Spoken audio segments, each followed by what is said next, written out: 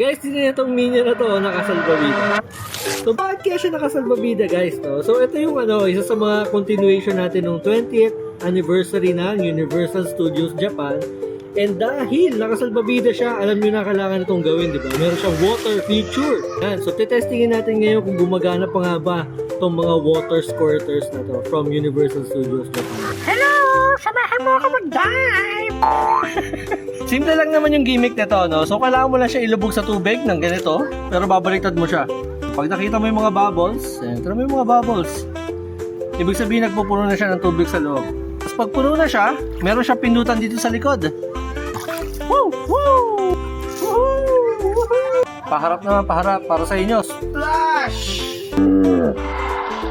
Kung gusto niyo pa makakita ng mga ganitong Happy Meal toys, follow niyo lang ako sa Papi Louie TV sa lahat ng social media channels. Alright? Okay! Papara Papi!